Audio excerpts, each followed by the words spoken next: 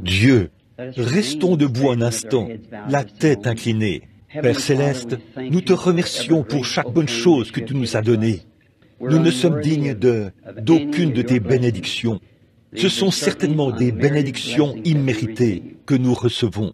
Et nous te prions, ô Dieu, de continuer à être avec nous. Juste le simple fait d'entrer et de ressentir ce merveilleux esprit qui règne dans cette réunion. Je sais que ça vient de toi.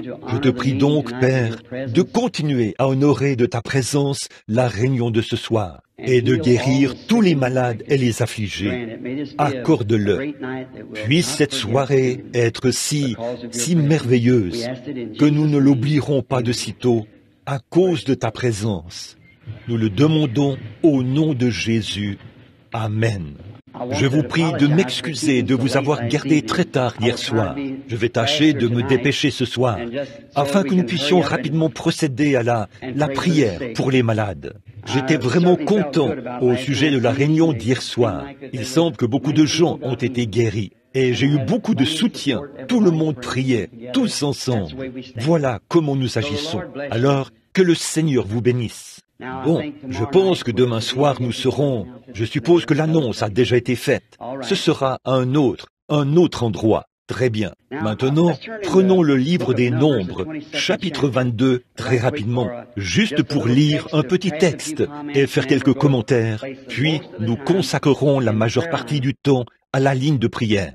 Billy a dit qu'il avait distribué un très grand nombre de cartes, 200 ou 300 cartes. Il faudra pas mal de temps pour les faire passer dans la ligne de prière. Donc je vais parler juste quelques instants, pas plus de 30 minutes si possible, et ensuite commencer la ligne de prière, prier pour les malades. Dans Deutéronome,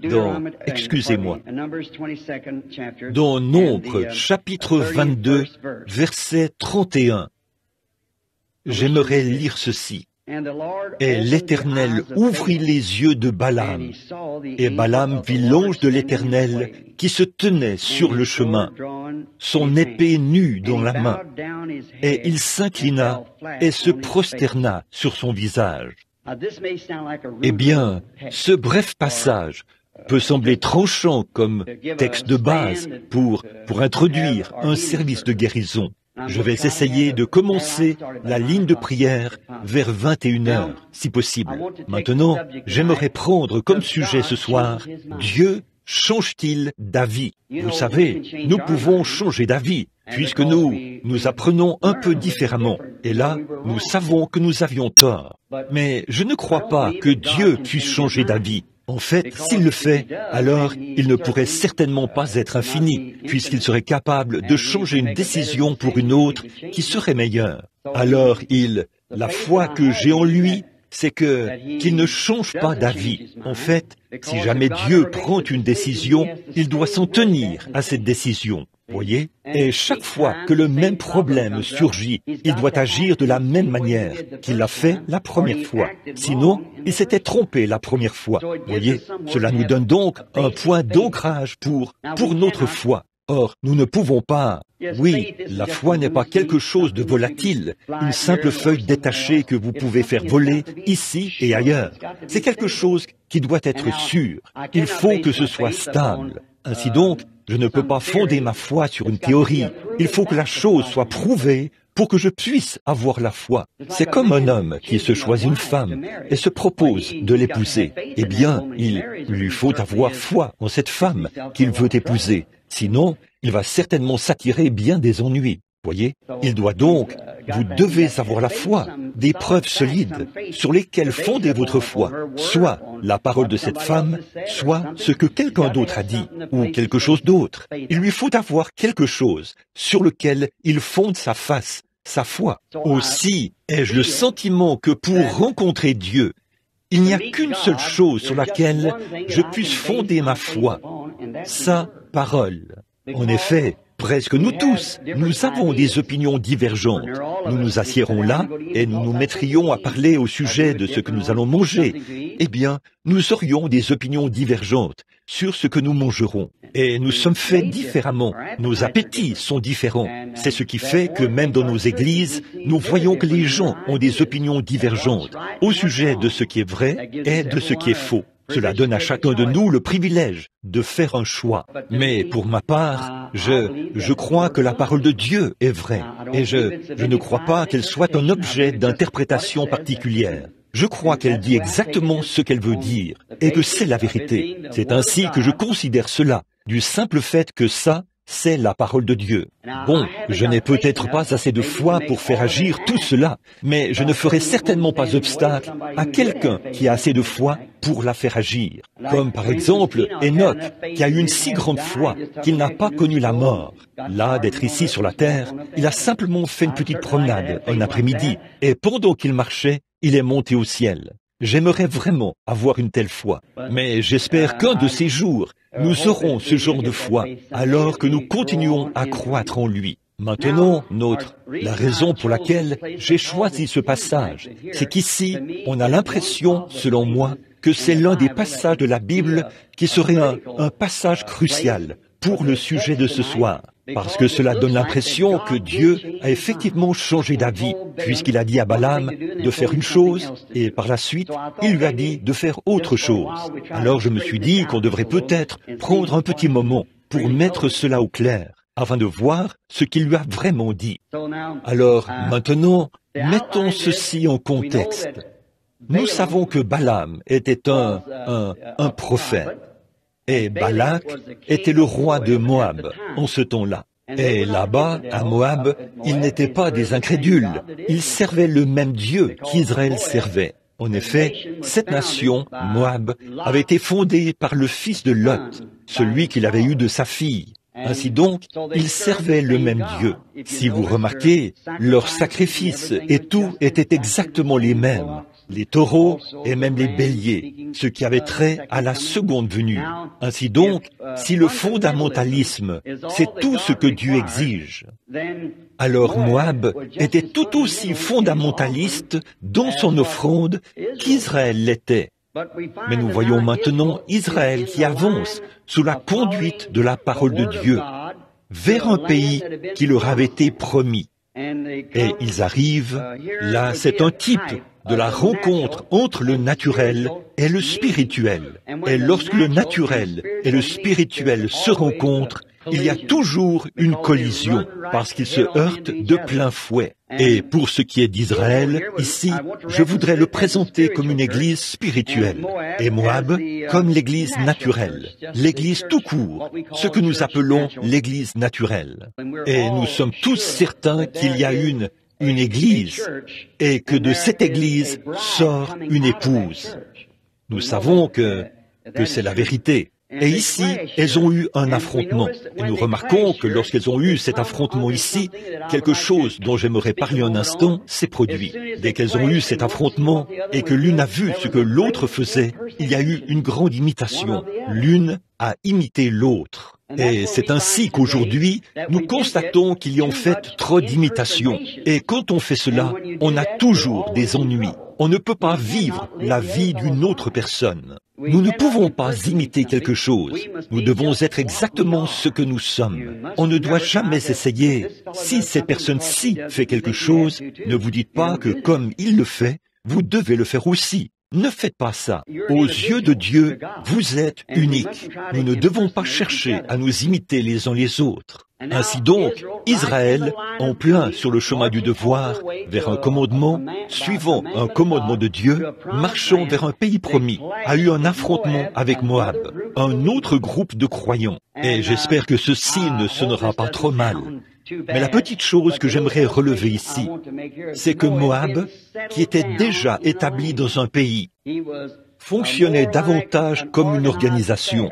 Il y avait des célébrités et des dignitaires au sein de son royaume.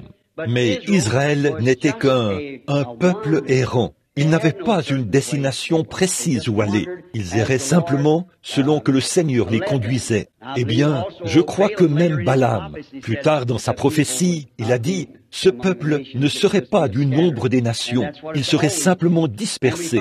Et il en a toujours été ainsi. Et nous voyons qu'il y a eu un affrontement. Tout comme Caïn et Abel, ils se sont également retrouvés dans un affrontement. Or, ils étaient frères. Les deux étaient issus de la même mère, Ève. Et nous constatons qu'ils se sont rendus compte qu'ils étaient des mortels et qu'on les avait exclus de la vie, chassés du jardin de la vie. Et tous les deux cherchaient un moyen d'y retourner. Et si vous l'avez remarqué, les deux garçons étaient très religieux. Caïn était tout aussi religieux qu'Abel. Tous les deux avaient construit des autels, autrement dit, une église. Tous les deux avaient fait des sacrifices. Tous les deux avaient prié. Et ils servaient Dieu tous les deux. Mais l'un d'eux le servait mal.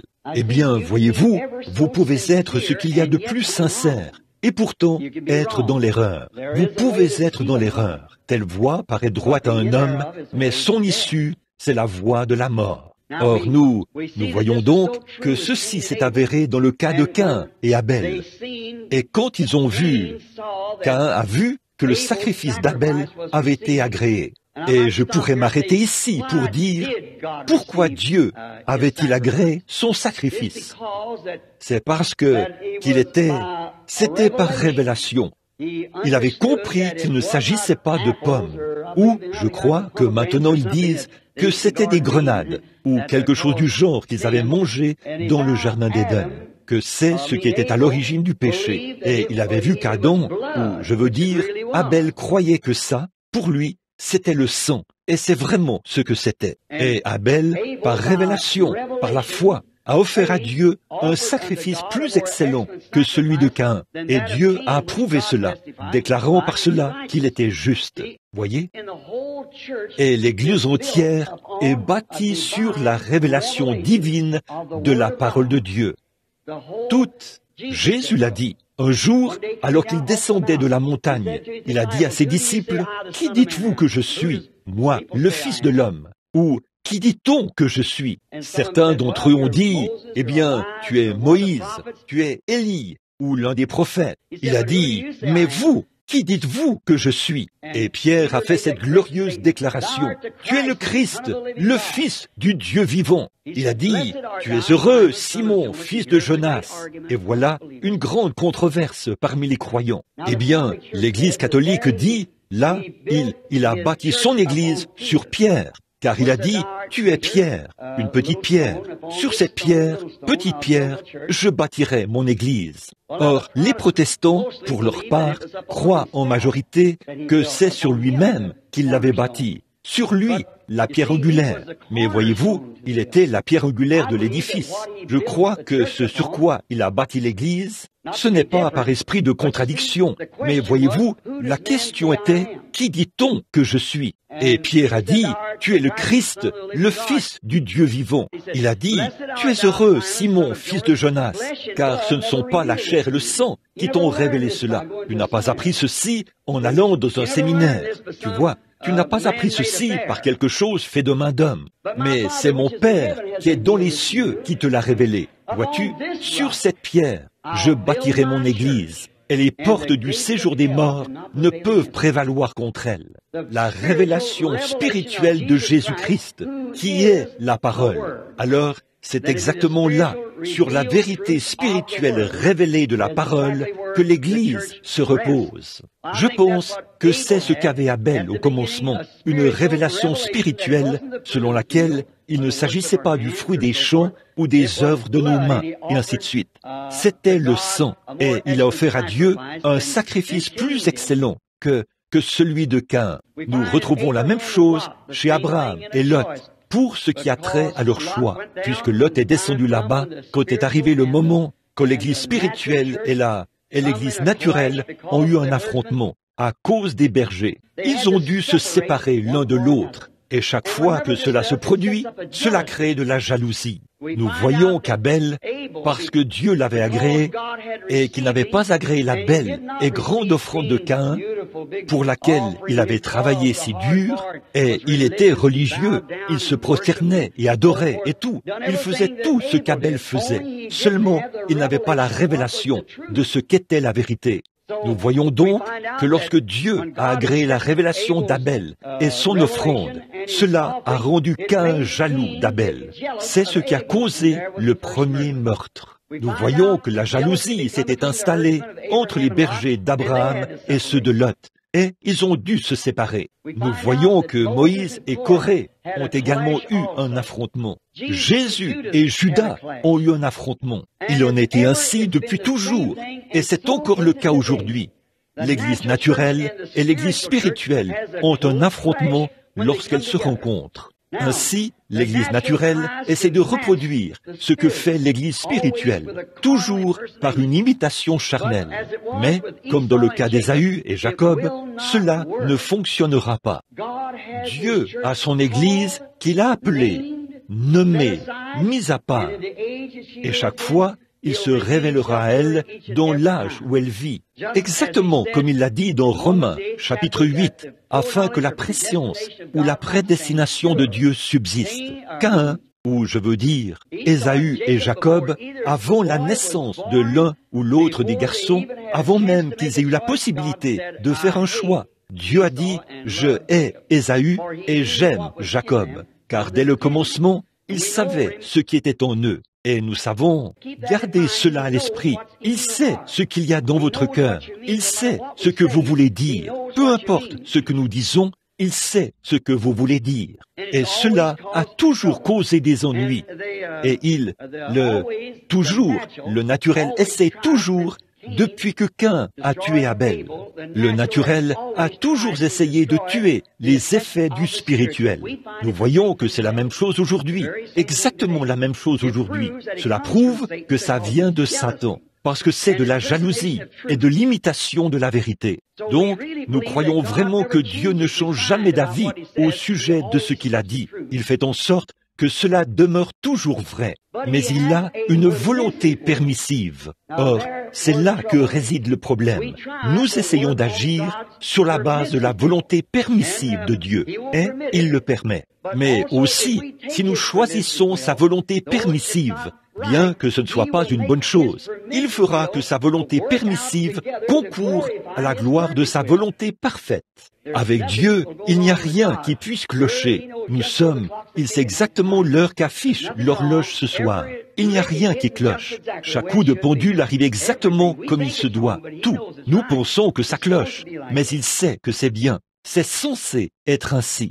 Comme au commencement, Dieu a juste permis que le péché vienne. Ce n'était pas sa volonté parfaite.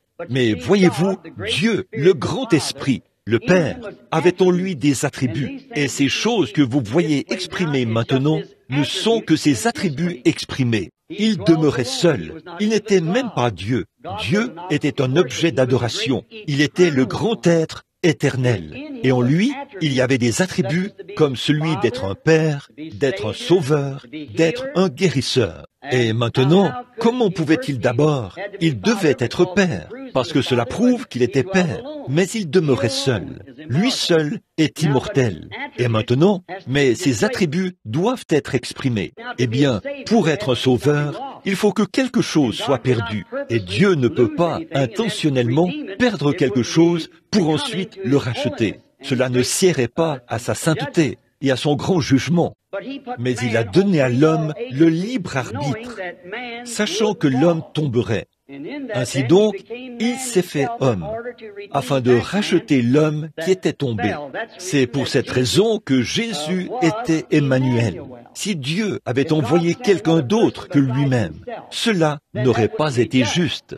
Il fallait que ce soit Dieu lui-même qui vienne prendre cette place. Et Dieu ne pouvait pas descendre sous la forme d'un esprit pour prendre cette place. Il fallait qu'il se fasse chair, qu'il soit dans la chair de son propre Fils qu'il avait créé. Et il a montré ici, au commencement, que sa volonté parfaite était de créer l'homme à partir de la poussière de la terre. Mais, voyez-vous, il a permis que le sexe soit introduit. Il n'a jamais voulu que les enfants naissent par le sexe. Mais cela a été permis. Et cela disparaîtra bientôt. Maintenant, nous voyons que dès le départ, la nation de Moab était illégitime, parce qu'elle venait du fils que Lot avait eu de sa propre fille. Maintenant, remarquez, en tant qu'Église naturelle, Moab représente l'Église naturelle. C'est ce que représente Moab. Et Israël, c'est l'Église spirituelle. Donc, Israël, l'épouse, était là représente ceux qui sont appelés à sortir. En soi, l'Église, le mot Église signifie ceux qui sont appelés à sortir, qui sortent, ceux qui sont sortis. Sortez du milieu d'elle, mon peuple. Séparez-vous, dit le Seigneur, et je vous prendrai avec moi. Ne touchez pas à leurs choses impures.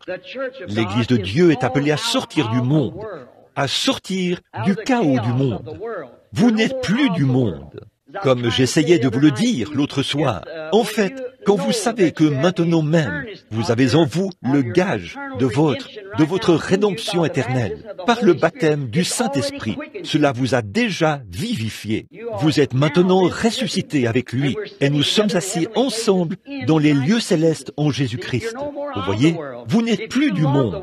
Si vous aimez le monde et que vous affectionnez encore les choses du monde, alors l'amour de Dieu n'est même pas en vous. Voyez, nous sommes affranchis du monde. Nous n'en avons plus de désir. Dans Hébreux, je crois, chapitre 10, il est dit, le souvenir du péché était continuellement renouvelé. Chaque année, le corps de ces bêtes était offert. Mais dans ce cas-ci, celui qui rend ce culte, étant une fois purifié, n'a plus aucune conscience du péché, n'a plus aucun désir de péché. Tout cela vous a quitté parce que vous avez été vivifiés pour entrer dans une nouvelle vie. En effet, l'Église naturelle n'est qu'un groupe de personnes qui ont adhéré aux dénominations. Ce n'est pas plus, je n'appelle même pas cela une Église. Je n'aime pas lui attribuer cette appellation. Je préfère appeler cela une loge. La loge méthodiste, la loge baptiste, la loge pentecôtiste. Mais l'Église, ce sont ceux qui sont nés de nouveau, qui sont en Jésus-Christ et qui sont de nouvelles créatures. Ainsi donc, nous voyons encore par cela que Dieu tient sa parole. Maintenant, Moab a vu, Moab regardait dans le champ et voyait Dieu se mouvoir parmi ce peuple, qui n'était même pas une nation organisée. Ils erraient simplement de lieu en lieu. Mais ce qui est étrange, c'est que lorsqu'ils arrivaient dans ces nations, ils s'en emparaient. Tout ce qu'ils rencontraient sur leur chemin, ils s'en emparaient. Donc, ils ont découvert quand Moab a vu cela. Balak, il a regardé la nation d'Israël et a dit, c'est un peuple qui couvre toute la surface de la terre. Il a dit, il dévore les nations comme un bœuf qui broute de l'herbe. Et ils ont vu l'un des grands éléments essentiels, c'est qu'ils ont eu la grande révélation que ce peuple-là avait un prophète au milieu d'eux. Ils avaient un prophète, c'est-à-dire quelqu'un qui les conduisait. Ce n'était pas un système fait de main d'homme, comme il en avait l'habitude. Ces délégations qui étaient à ses côtés et tout, mais ces dignitaires. Mais ils avaient un conducteur appelé de Dieu. Et oh, quel jour triste cela a été quand le monde des églises a abandonné la conduite divine du Saint-Esprit pour adopter à sa place des évêques ou quoi que ce soit d'autre. C'était un jour triste. C'est le Saint-Esprit qui doit être le conducteur de l'Église. Il est envoyé pour confirmer les paroles de Jésus-Christ, pour faire en sorte que l'Église vive comme elle vivait au début. Il n'y a pas longtemps, il y avait une école très célèbre ici, dans cette ville, un séminaire. Ils en ont un autre à Phoenix. Et l'un de ces hommes, ou plutôt quelques-uns des étudiants, sont venus me voir et ont dit, « Nous vous aimons bien, frère Branham. Nous n'avons rien contre vous, mais nous aimerions simplement vous corriger. » Et j'ai dit, « Eh bien, je veux certainement que l'on me corrige. » Alors, j'ai donc dit, « Si je suis dans l'erreur, je n'aimerais certainement pas rester dans l'erreur. Je parle à trop de gens. » Et il a dit, « Eh bien, voici votre problème. » Il a dit, vous essayez d'introduire ou de faire revivre une religion apostolique. Pourtant, la religion apostolique a pris fin avec les apôtres. Et j'ai dit, oui monsieur, j'ai dit, eh bien, si donc, il a dit, eh bien, je ne veux pas en débattre avec vous. J'ai dit, moi non plus, nous ne le faisons pas, nous ne sommes pas censés le faire, nous sommes frères. Et il a dit, eh bien, a-t-il dit, je voudrais juste vous aider. J'ai dit, je suis certainement disposé à recevoir de l'aide. Et il a dit, eh bien, voyez-vous, a-t-il dit, eh bien, c'est vrai. Et j'ai dit, eh bien, au cours de notre entretien, nous ne devons pas utiliser de manuel. J'ai dit, je n'utiliserai pas le mien. et je n'en avais aucun, excepté celui-ci. Mais alors j'ai dit, je n'utiliserai aucun autre manuel que la Bible. Pareil pour vous, utilisons seulement la Bible. Il a dit, d'accord. J'ai dit, eh bien, nous croyons que l'Église apostolique a commencé le jour de la Pentecôte. Êtes-vous d'accord là-dessus? Il a dit, oui, tout à fait. J'ai dit, nous constatons donc que c'est là que Dieu a donné à l'Église la puissance qui accompagnait ces mouvements apostoliques. Il a dit, oui, là, c'était la charpente de l'Église. Maintenant, l'Église est déjà établie et nous avons tous nos pasteurs, nos grandes organisations et tout. Nous n'avons plus besoin de ces choses pour attirer les gens. J'ai dit, eh bien, où est-ce que la Bible dit cela? J'ai dit, dites-moi où la Bible dit. Voyez? Et il a dit, eh bien, elle ne le dit pas exactement en ces termes. J'ai dit, eh bien, dans ce cas, je ne peux pas l'accepter, à moins que ce soit dit exactement en ces termes. Voyez? J'ai dit, c'est comme ça que ça doit être. J'ai dit, croyez-vous que Dieu appelle encore les gens? Il a dit, oui, monsieur. J'ai dit, maintenant, croirez-vous que la Bible a raison pour ce qui est de chaque réponse? Oui. J'ai dit, eh bien, le jour de la Pentecôte, le porte-parole, c'était Pierre. C'est lui qui avait les clés du royaume. C'est vrai.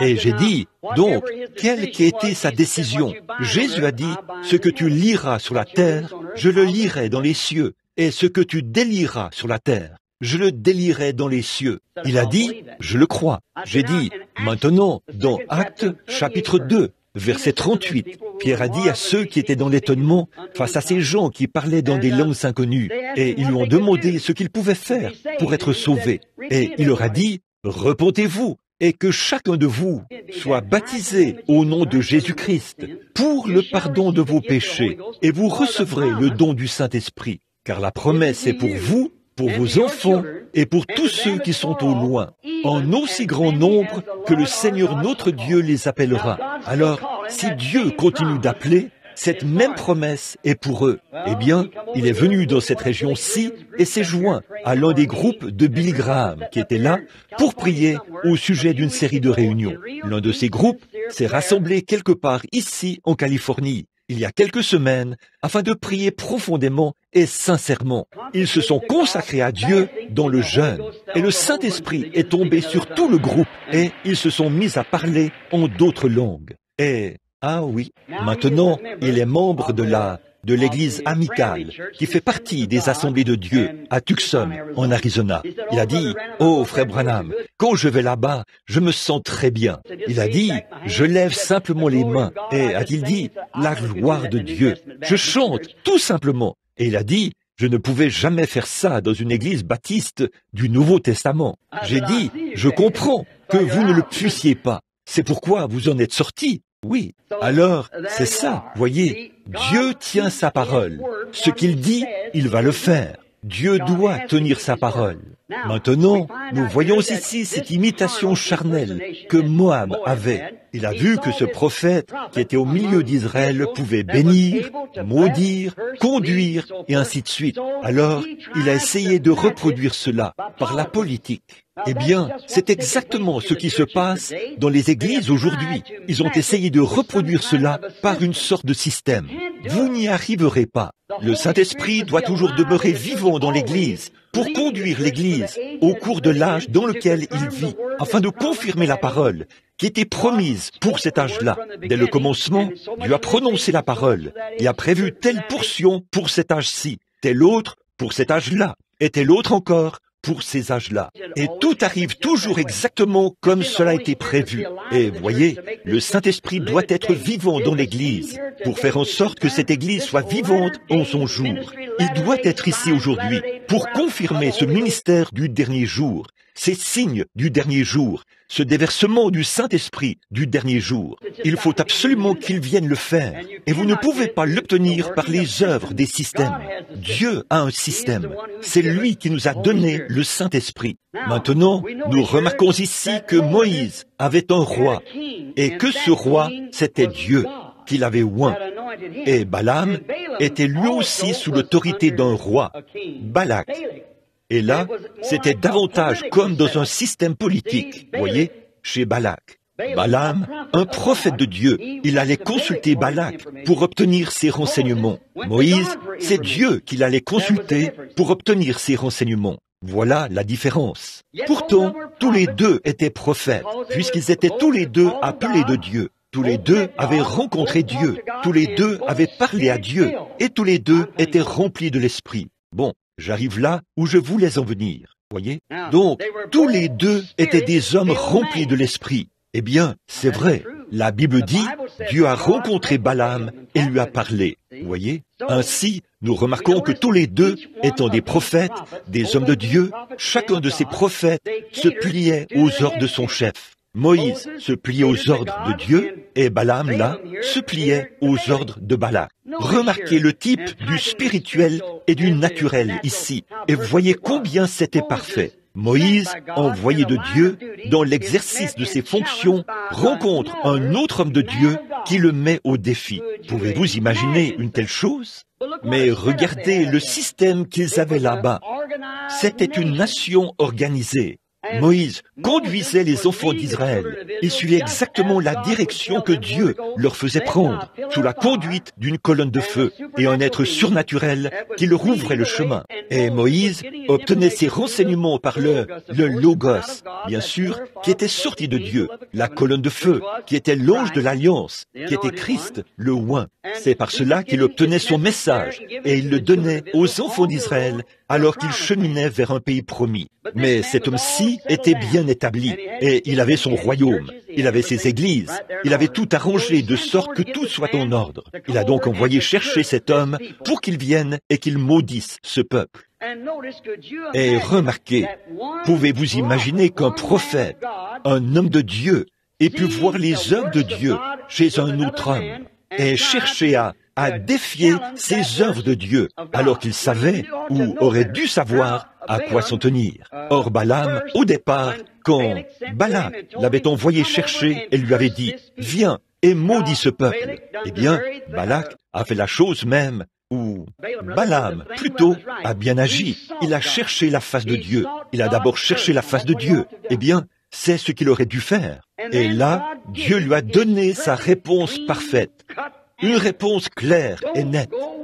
Ne va pas avec lui. Laisse-les tranquilles. Ne maudis pas ces gens. Ils sont bénis. Eh bien, cela aurait dû suffire. Quand Dieu dit quelque chose, il ne peut pas changer cela.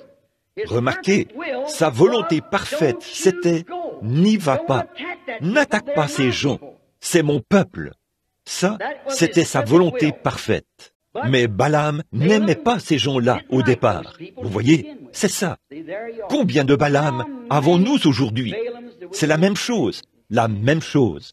Ils savent à quoi s'en tenir. Il y en avait du temps de notre Seigneur Jésus. Nicodème est venu et a dit, « Rabbi, nous savons que tu es un homme envoyé de Dieu, ou un docteur envoyé de Dieu. Personne ne peut faire les choses que tu fais si Dieu n'est avec lui. » Vous voyez, il le savait. Voilà Balaam de nouveau, voyez. Alors, Balaam n'aimait pas ces gens-là. Observez son quartier général.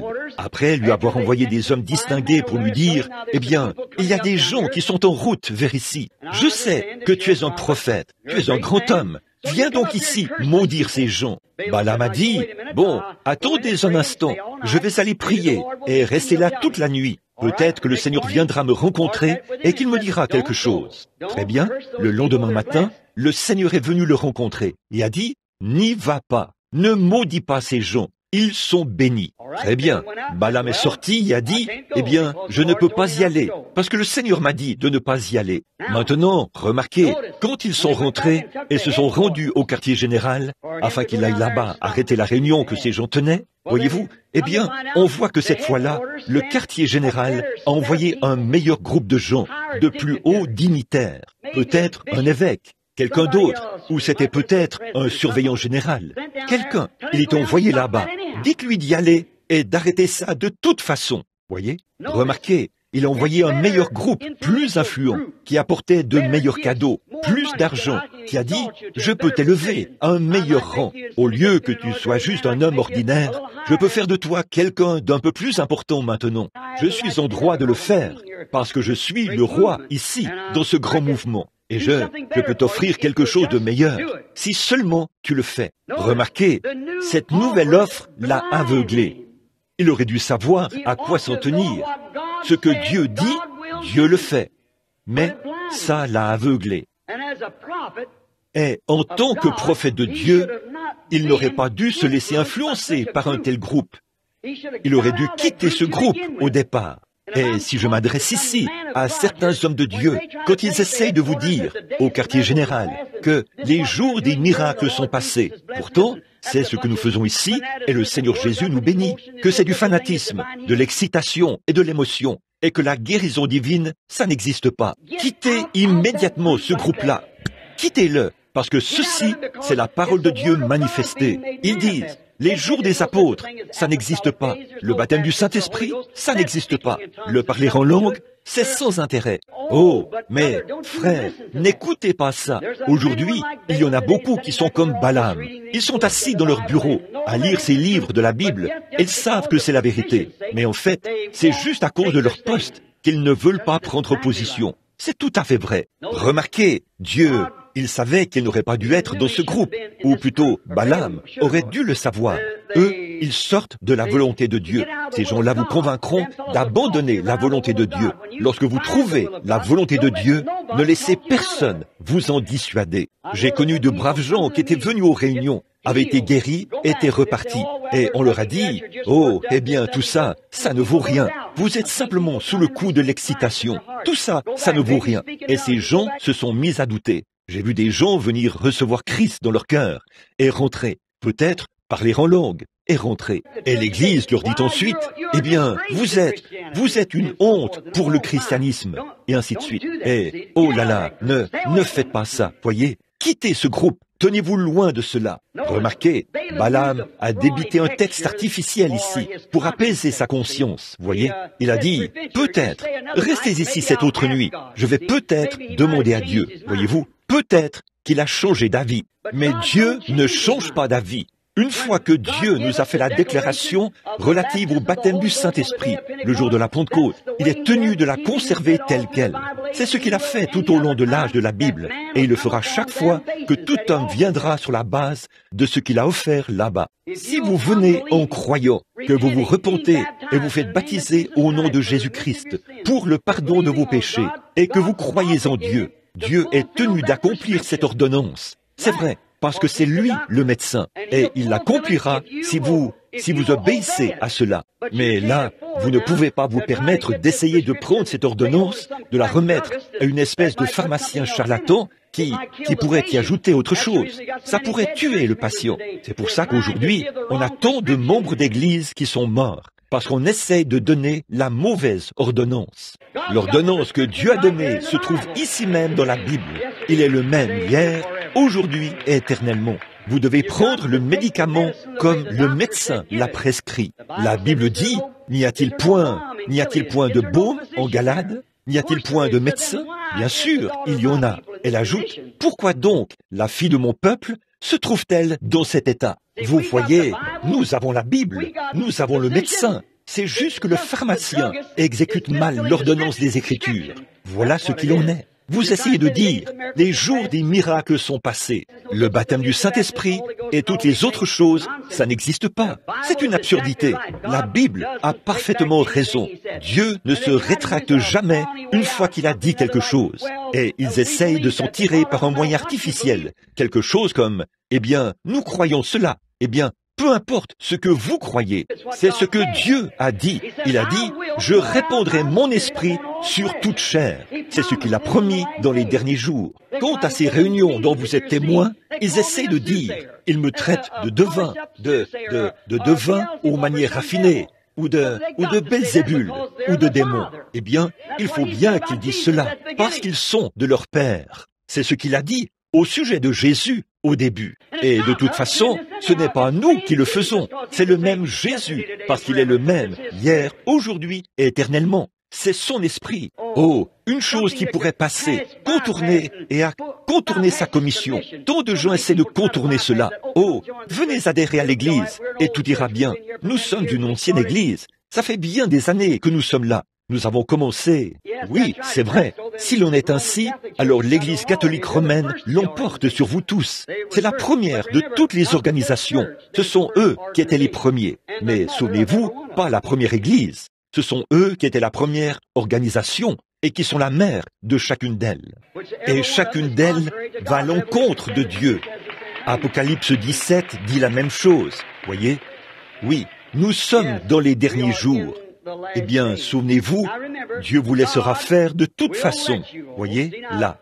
Puis Balaam s'est dit, eh bien, alors Dieu lui a dit, vas-y. Pourquoi? Dieu savait ce qu'il y avait dans son cœur. Dieu savait que c'était dans son cœur dès le départ. Alors il lui a dit, vas-y, il permettra cela. Il vous permettra de le faire. Il vous bénira, encore et encore, quand vous serez en train de le faire. Il a même béni Israël après la grâce, leur avait déjà procuré un prophète, la colonne de feu, la délivrance, des signes et des prodiges. Elle les avait fait sortir d'Égypte et tout. Et pourtant, ils voulaient avoir la loi. Dieu le leur a permis. Mais c'était continuellement une malédiction pour eux. Il a laissé Balaam aller de l'avant exactement comme il était censé le faire. Mais qu'a-t-il fait? Il est allé là-bas et, plutôt que de maudire le peuple, il a dû le bénir. Il ne pouvait pas maudire ce que Dieu avait béni. Je vous ai dit que j'allais arrêter à 21 heures. Je viens de regarder et le temps est déjà écoulé. Pourtant, j'ai ici un carnet rempli de notes. Mais je veux dire ceci pour terminer. Dieu n'a jamais changé d'avis. Sa volonté précise, c'était que Balaam n'y aille pas. Et quand Dieu fait une déclaration, elle doit toujours demeurer vraie. Maintenant, la Bible dit, Jésus-Christ est le même hier, aujourd'hui et éternellement. Or, ça ne signifie pas dans une certaine mesure. Ça signifie qu'il est le même hier, aujourd'hui et éternellement. Jésus a dit dans Jean 14, 12, « Celui qui croit en moi, les œuvres que je fais, il les fera aussi. » Pas vrai? Il a promis dans Marc 16, « Voici les miracles qui accompagneront ceux qui auront cru. » Ils disent, « Eh bien ça, c'était juste pour les apôtres. » Il a dit, « Allez par tout le monde et prêchez la bonne nouvelle à toute la création. Voici les miracles qui les accompagneront par tout le monde et c'est pour toute la création. En mon nom, ils chasseront les démons. Ils parleront de nouvelles langues. S'ils saisissent des serpents ou boivent des breuvages mortels, ça ne leur fera point de mal. S'ils imposent les mains aux malades, les malades seront guéris. Eh bien, voilà les conditions qu'il requiert. Vous voyez, nous essayons de remplir des conditions. Nous essayons d'amener l'Église à remplir les conditions requises par ce que nous croyons être la parole de Dieu. Nous ne pouvons pas remplir les conditions requises par l'Église. Nous devons remplir les conditions requises par Dieu. Comme je l'ai toujours dit, c'est une grande époque d'imitation. Si vous peignez vos marches en rouge, vous verrez votre voisin peindre les siennes en rouge. Que certaines d'entre vous, les femmes, portent un certain type de chapeau à l'église. Vous verrez les autres femmes se procurer la même chose. Madame Jacqueline Kennedy avait cette coiffure hydrocéphale. Et regardez toutes les femmes. Elles portaient ces espèces de petits habits en toile de différentes couleurs ou des choses de ce genre. C'est scandaleux pour la femme d'être dans la rue portant ces vêtements aussi moulants. Regardez toutes les femmes faire la même chose. C'est de l'imitation. Et ça, c'est dans le monde. Les femmes de l'Église ont adopté cela. Et c'est une honte qu'elles le fassent. C'est mal pour elles de le faire. Et c'est déshonorant. Et quand on voit cela s'infiltrer au sein des pentecôtistes, c'est encore plus honteux. C'est vrai. Mais voyez-vous, l'Église tolère cela et les laisse faire. Bon, peu nous importe. Peu m'importe si mon veston est assorti à mon pantalon ou si ma cravate est assortie à mon veston. Ce que je veux, c'est que mon expérience s'accorde avec la Bible de Dieu et avec ses exigences. Et c'est ce que nous devons faire. En tant que pentecôtistes, notre expérience doit être comme était la leur, parce qu'il est le même Jésus, le même Saint-Esprit, la même puissance. Il vit aujourd'hui et il vit parmi nous. Cela me rappelle un peu le jour où sa mère était partie de Jérusalem. après être venus adorer avec Joseph, son père adoptif. Ils avaient fait 3 jours de marche, croyant qu'il était avec eux, et ils se sont aperçus qu'il n'était pas là.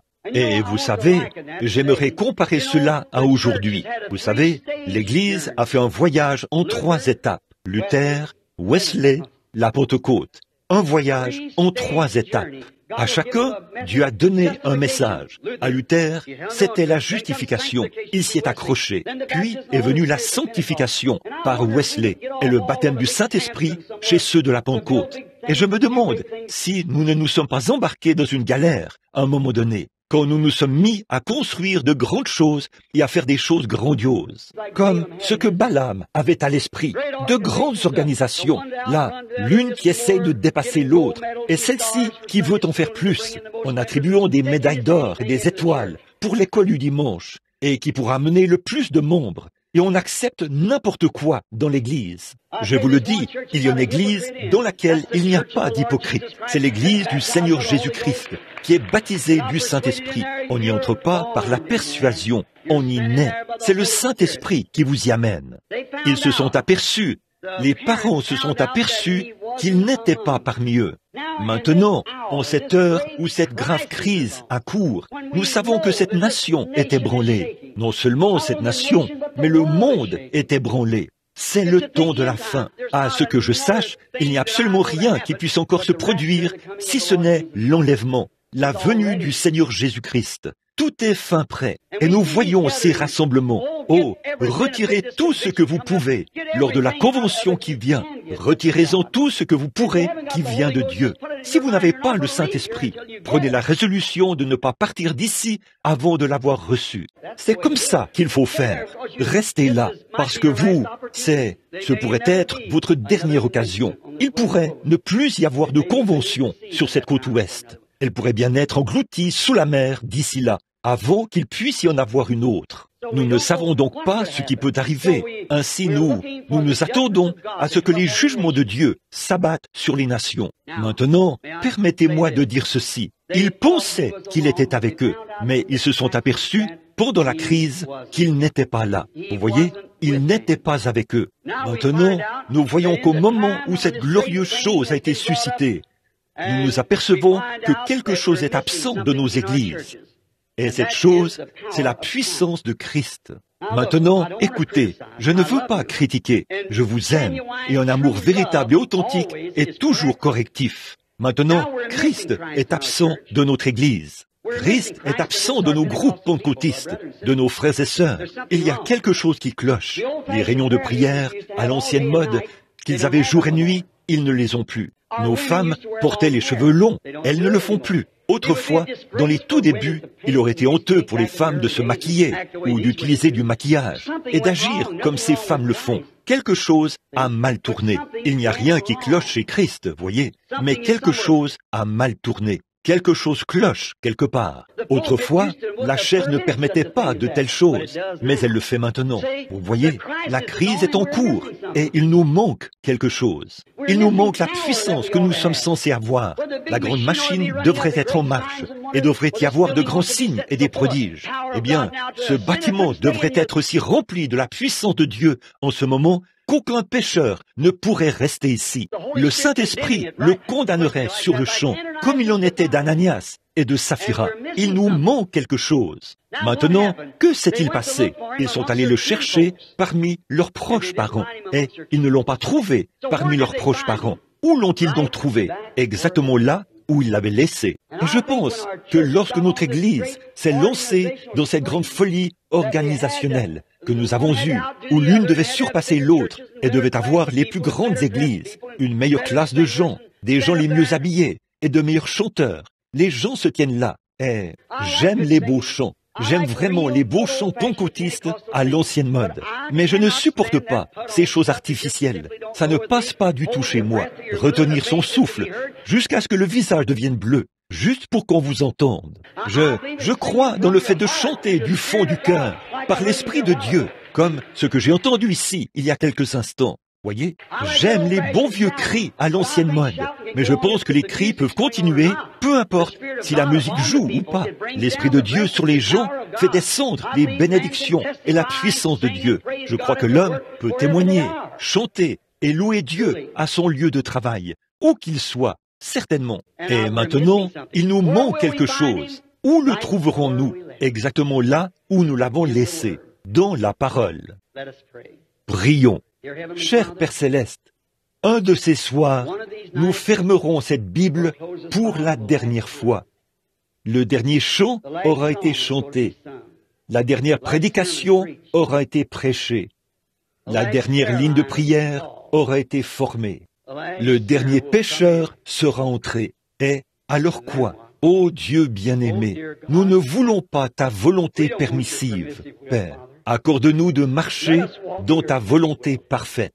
Ne permets pas que nous ne prenions qu'une parole ici et là pour la faire cadrer avec un dogme ou un credo ou quelque chose comme ça. Accorde-nous de prendre la parole telle qu'elle est, de croire au plein évangile, à tout ce que Jésus nous enseignait de faire. Nous ne croyons pas que les actes des apôtres sont simplement la charpente. Nous croyons que c'est la parole de Dieu, que ça, ce sont les actes de ton Saint-Esprit dans les apôtres. Et Seigneur, nous croyons que le même Saint-Esprit qui est venu sur eux et les a fait agir comme ils l'ont fait, fera la même chose en nous quand il viendra sur nous, si c'est le même Esprit. Aussi, je te prie, Dieu bien-aimé, juste à la veille de cette convention qui commencera demain soir. Je prie, Père Céleste, que ce soit la plus grande convention que cette ville ait jamais connue, à cause de ta présence. Bénis chaque orateur, ô Dieu. Fais que cela ébranle vraiment et que la colère de Dieu tonne derrière la chair. Que les pécheurs soient ébranlés et qu'ils tremblent. Puisse la présence de Jésus-Christ être si réelle pour les gens qu'ils fermeront simplement les yeux et le verront marcher au milieu d'eux.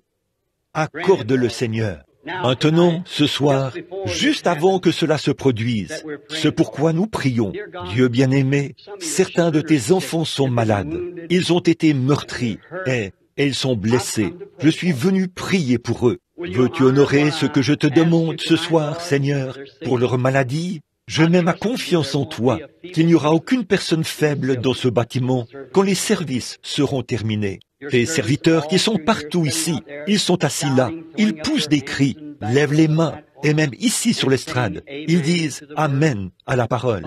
Père, nous formons un seul bloc de gens. Nous sommes sortis du monde, de cet état formaliste et froid, et nous sommes nés de l'Esprit.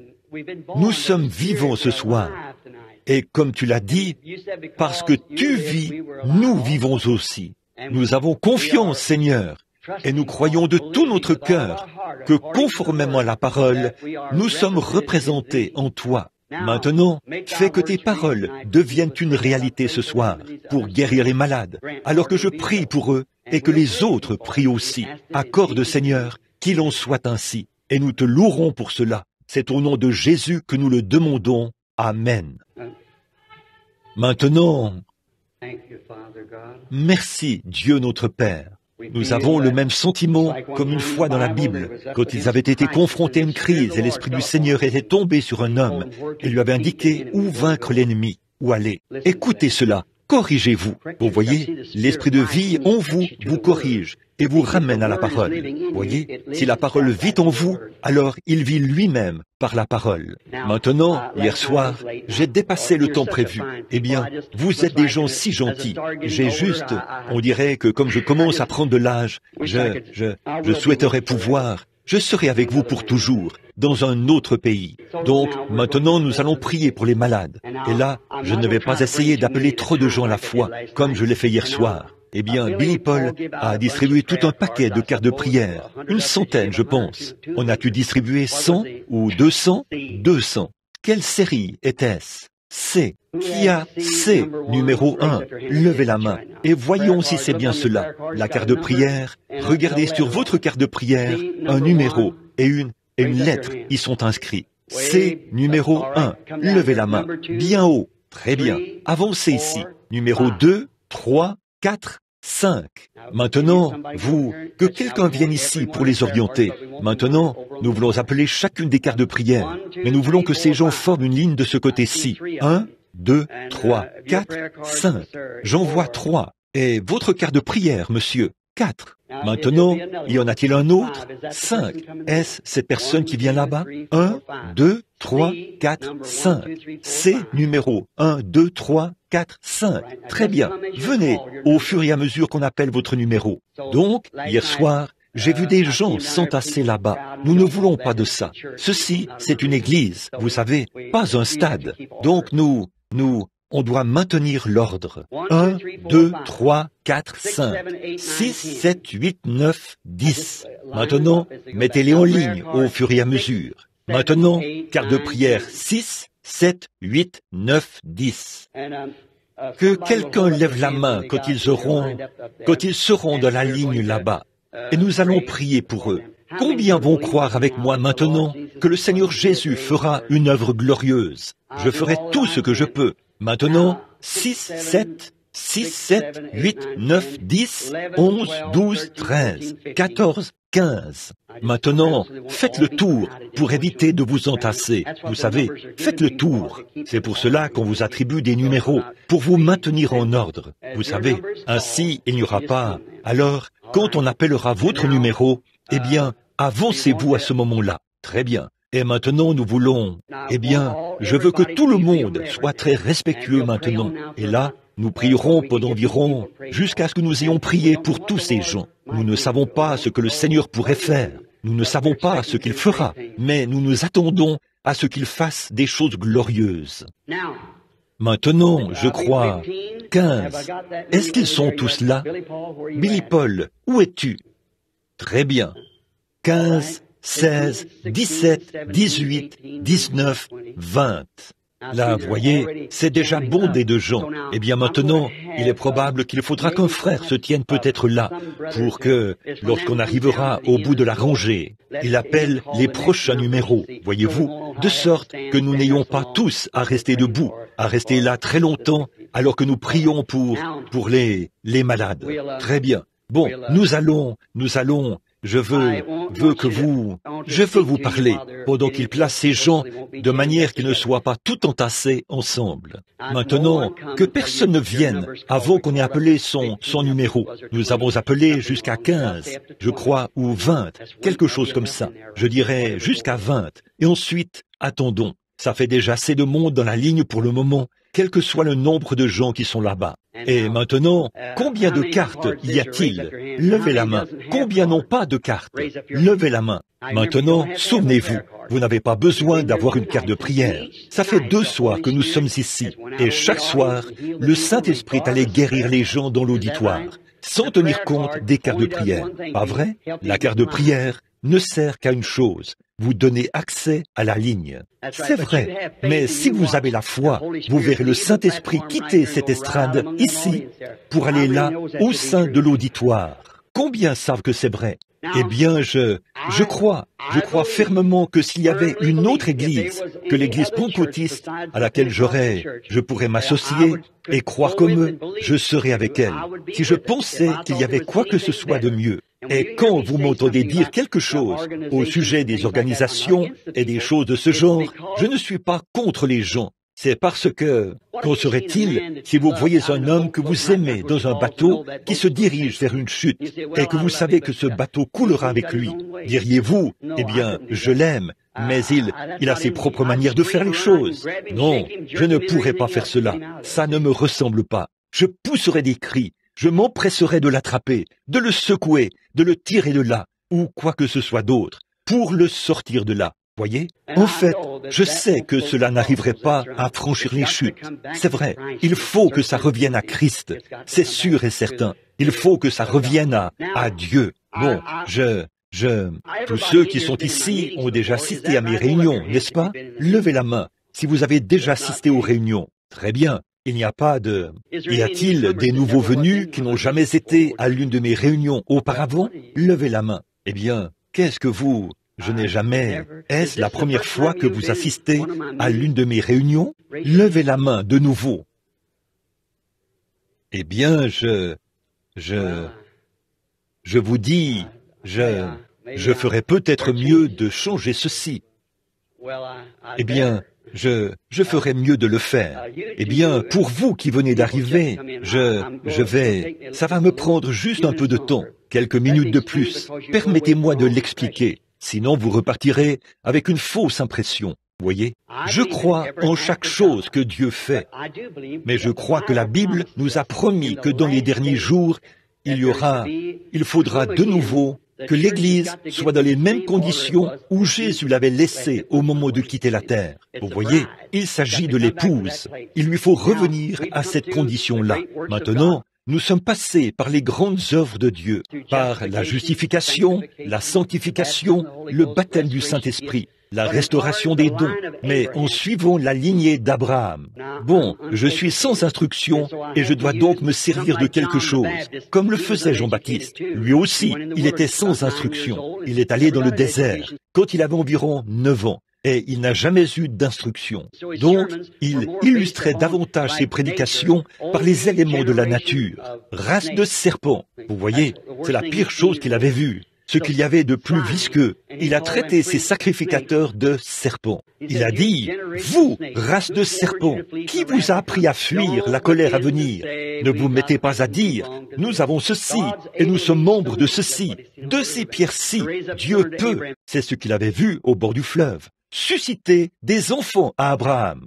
Et aussi, la cognée, c'est ce qu'il utilisait dans le désert, est mise à la racine de l'arbre. Et tout arbre qui ne produit pas de bons fruits sera coupé. C'est le genre qu'il faisait brûler et dont il se servait comme bois de chauffage. Voyez-vous? Mais les bons arbres, il prêchait ses prédications de cette manière-là. Donc, ceci dit, je veux le dire de cette manière. Nous sommes au temps de la fin, le temps de la moisson. Maintenant, au cours du voyage d'Abraham, tout le long, il a rencontré Dieu sous différentes formes et tout. Nous pourrions prendre cela et vous le démontrer. Nous sommes tout simplement la postérité d'Abraham, si nous sommes en Christ. En réalité, Isaac était son fils mineur. Il était son fils par le sexe. Mais du point de vue spirituel, Christ était la postérité d'Abraham, sa postérité royale, sa foi. Maintenant, nous voyons que sa postérité royale fait le même voyage, c'est-à-dire que l'épouse de Christ fait le même voyage qu'Abraham a fait. Et le dernier signe qu'Abraham a vu, avant la venue du Fils promis, c'est quand Dieu s'est manifesté dans un corps humain et que 2 anges sont descendus. Jésus, dans Luc chapitre 17, verset 30, a dit ce qui arriva du temps de Noé. Il a parlé du temps de Noé. Et il a dit ce qui arriva du temps de Sodome. Voyez, sa venue arrivera de même au jour où le Fils de l'homme se révélera. Eh bien, il n'a jamais dit que le Fils de Dieu se révélera. Le Fils de l'homme. Eh bien, Jésus est venu sous 3 noms. Le Fils de l'homme est un prophète. Le Fils de Dieu, c'est celui qui a parcouru l'âge de l'Église. Puis, il y a le Fils de David. Mais entre le Fils de Dieu et le Fils de David, selon sa propre parole, et selon Malachie 4 et de nombreux passages des Écritures, il est censé revenir dans son Église, sous une forme physique, dans les gens, dans des êtres humains, en tant que prophète. Voyez? Et observez ce que cet homme a fait quand il est descendu visiter Abraham. Tout d'abord, il a dit à Abraham que son nom avait été changé, parce qu'il ne l'a pas appelé Abraham, il l'a appelé Abraham. Et quand il l'a fait, eh bien, nous voyons qu'il a dit, « Où est ta femme? Sarah, S-A-R-A, pas S-A-R-A-I, tréma. » Eh bien, a-t-il dit, « Elle est dans la tente, derrière toi. » Il a donc dit, elle avait 90 ans, et Abraham avait 100 ans. Et il a dit, « Eh bien, je te visiterai, selon la promesse, à cette même époque. » Et Sarah, qui était à l'intérieur de la tente, et qui l'écoutait par les parois de la tente, a ri en elle-même. Et l'ange, cet homme qui était assis là, le dos tourné, a dit, après avoir discerné son esprit là derrière, il a dit, « Pourquoi Sarah a-t-elle ri quand j'ai parlé de ces choses? » Eh bien, ils ont fait venir Sarah, et elle a nié cela. Il a dit, « Mais tu as ri. » Elle avait peur. Or, Jésus a dit, juste avant la venue du Fils de Dieu, ou du Fils avant la seconde venue, que cet âge où nous vivons, il est venu en tant que Fils de l'homme, un prophète, parce que cela accomplit l'Écriture. Moïse a dit, l'Éternel votre Dieu vous suscitera un prophète comme moi. Nous savons tous que c'était Jésus, n'est-ce pas? Il fallait donc qu'il vienne en tant que prophète, selon les Écritures. Il n'a jamais dit qu'il était le Fils de Dieu. Il a dit qu'il était le Fils de l'homme. Mais maintenant, il est, au cours de l'âge de l'Église, là, il a été Fils de Dieu. Dans le millénium, il sera le Fils de David et s'assiera sur le trône de David. Mais dans cet intervalle de temps, nous voyons par les Écritures qu'il doit à nouveau se révéler en tant que Fils de l'homme, un prophète. En effet, la parole du Seigneur ne vient qu'aux prophètes, jamais aux théologiens. C'est aux prophètes. Et le Seigneur a dit, dans sa parole immuable, dont nous venons de parler, qu'il ne fait rien sans l'avoir premièrement révélé à ses prophètes. Et à la fin des temps, les 7 sceaux que cette Bible a scellés, les mystères en 7 points de Christ en entier, doivent premièrement être révélés. Et cela ne peut être donné qu'à un prophète. Nous avons attendu cela depuis des années. Et nous croyons que son esprit est parmi nous maintenant. Alors nous voyons, maintenant, observez quand Jésus est venu, observez ce qu'il a fait pour prouver qu'il était le Messie, celui qui est le oint. Un jour, après qu'il avait reçu, le Père était descendu et habitait en lui, sous la forme d'une colombe descendue du ciel. Et il avait dit, « Celui-ci est mon Fils bien-aimé, en qui je prends plaisir à demeurer. » C'est pour cela qu'il a dit, « Mon Père et moi, nous sommes un. Mon Père demeure en moi. Ce n'est pas moi qui fais les œuvres, c'est mon Père qui demeure en moi. » Jean a rendu témoignage quand il a vu cet Esprit de Dieu descendre sous la forme d'une colombe. Une voix en est sortie et a dit, « Celui-ci est mon Fils bien-aimé, en qui je prends plaisir à demeurer. » Vous voyez, et il demeurait en lui. Maintenant, observez quand son ministère a commencé. Il a dû agir en tant que Fils de l'homme, là. Maintenant, observez ce qu'il a fait. Un homme du nom de Simon-Pierre est venu. Il s'appelait Simon en ce temps-là. Plus tard, il a été appelé Pierre. André fréquentait les réunions de Jean. Et quand Jésus est venu et que Jean l'a présenté, il l'a vu. Et André a demandé à son frère, Simon, de venir avec lui à la réunion. Et son père leur avait dit, comme il est dit qu'il viendra un temps avant la venue du vrai Messie, où il s'élèverait de nombreux faux Messies. Il en a toujours été ainsi. Il a dit, là, mes fils, souvenez-vous, le vrai Messie, vous le reconnaîtrez parce qu'il viendra selon l'Écriture. Il sera un prophète. Or, nous n'avons pas eu de prophète depuis des centaines et des centaines et des centaines d'années, depuis Malachie. Mais beaucoup de gens prétendront l'être. Et nous savons qu'il y en a eu. Un certain Jésus s'était élevé et avait entraîné un groupe de gens et tout. Mais ce vrai Messie sera un prophète. Et tous les Hébreux sont enseignés à croire que ce que les prophètes disent est la vérité. À l'instant même, ce pécheur sans instruction, qui, nous dit-on, n'avait pas assez d'instruction pour écrire son nom. La Bible dit qu'il était à la fois ignorant et sans instruction. Il a reconnu que c'était le Fils de Dieu. Il a reconnu que c'était le Messie, parce qu'il y avait là un prophète. Il y avait là devant lui celui qui lui avait dit quel était son nom et même le nom de son père.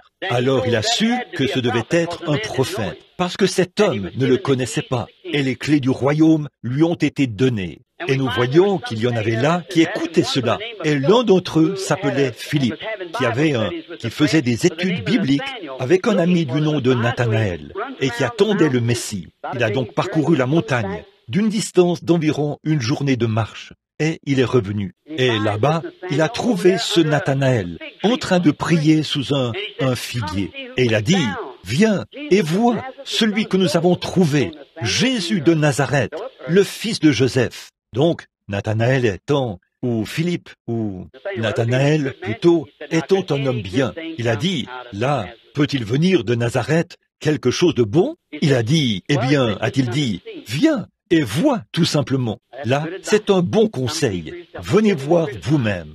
Ne restez pas à la maison à critiquer. Venez voir.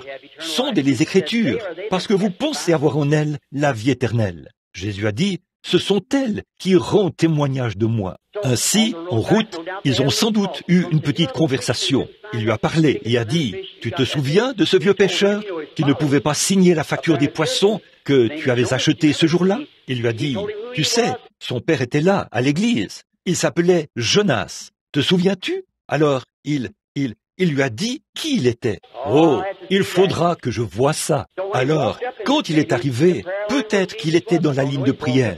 Où était Jésus? Je ne sais pas. Il s'est avancé dans la présence de Jésus. Jésus l'a regardé et a dit, « Voici un Israélite dans lequel il n'y a point de fraude. » Bon, tout d'abord, vous vous demandez, comment a-t-il su qu'il était un Israélite?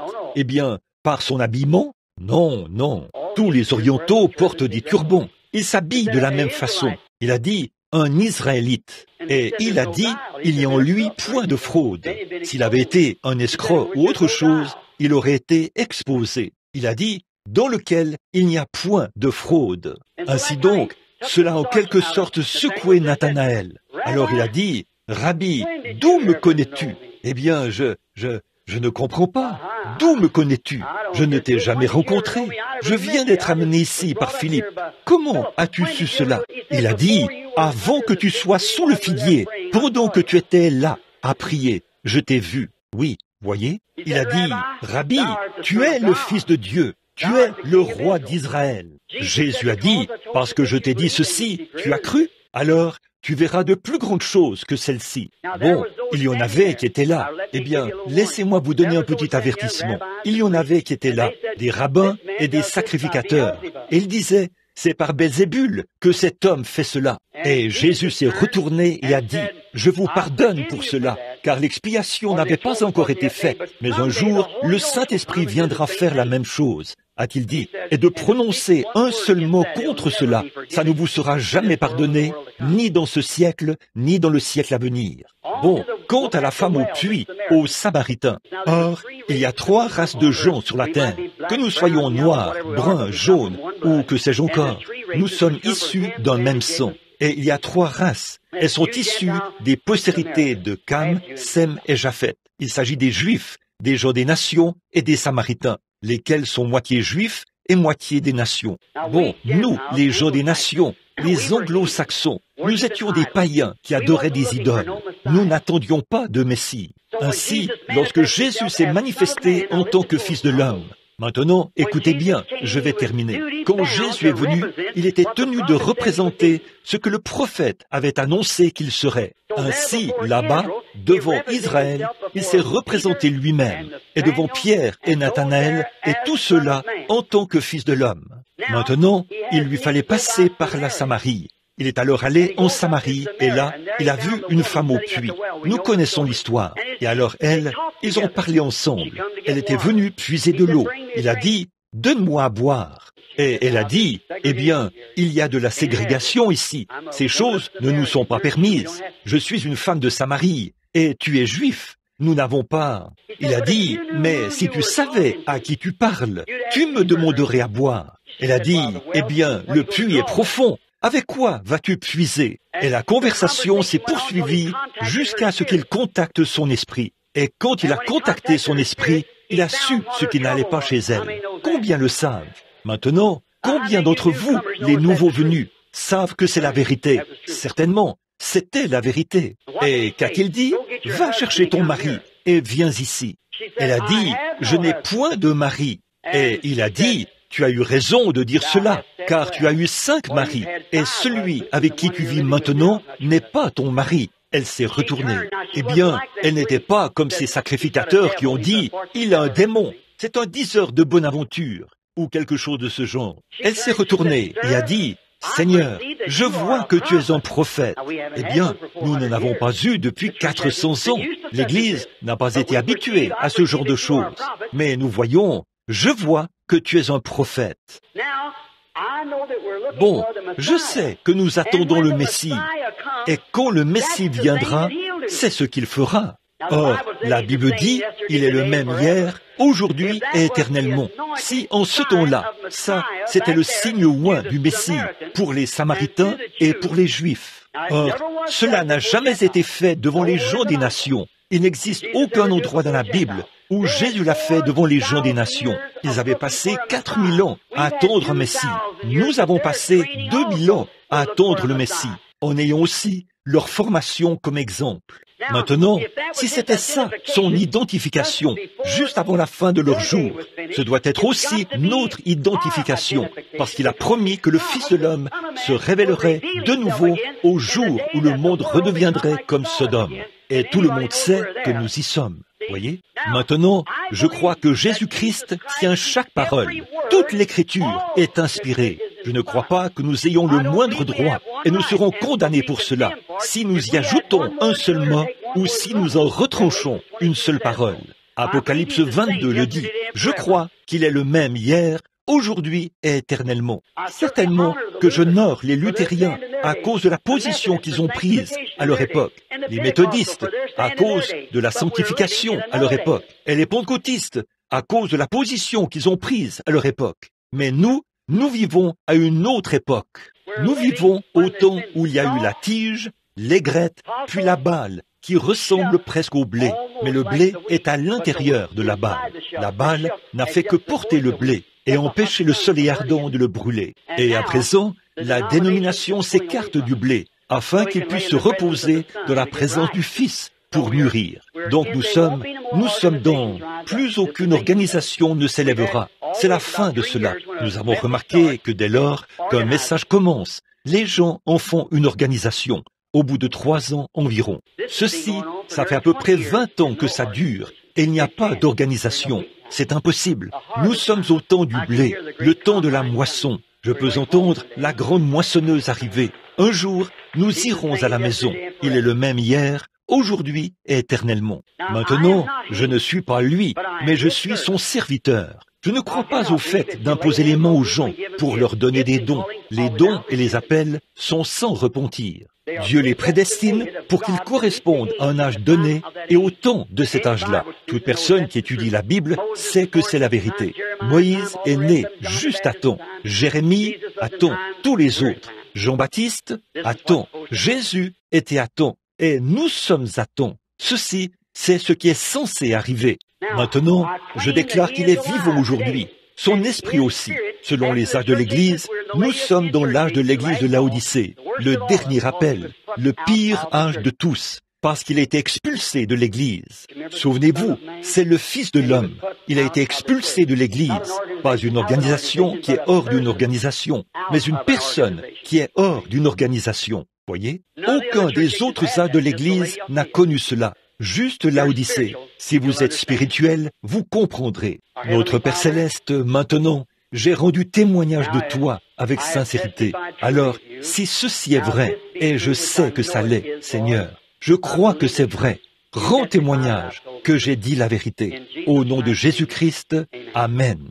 Je vais demander quelque chose, juste un instant. Je n'avais pas prévu faire de discernement dans la ligne, parce que je me disais que vous aviez tous vu mon ministère à l'œuvre. Mais à cause de ces gens qui sont ici, que certains d'entre vous aillent en prière, et que quelqu'un dans la ligne ou quelque chose.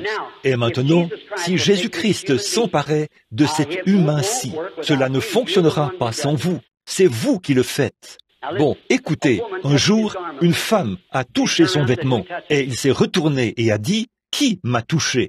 Ils ont tous dit, « Mais tu sembles. » Ou Pierre a dit, « Mais c'est toute la foule qui te touche. » Il a dit, « Mais je sens que je suis devenu faible. » Ou que de la vertu est sortie de moi. La vertu, c'est de la force. Et il a dit, « Je sens que je suis devenu faible. » Alors, il a regardé autour de lui, vers cette femme, jusqu'à ce qu'il la trouve. Et il lui a parlé de sa perte de sang, et il lui a dit, « Ta foi t'a sauvé. » Très bien. Alors, il est le même hier, aujourd'hui et éternellement. Et dans le Nouveau Testament, dans l'Épître aux Hébreux, il est dit, « Il est maintenant même le souverain sacrificateur qui intercède pour vous, qui peut être touché par le sentiment de votre infirmité. » Bon, ici, est-ce là l'un des malades?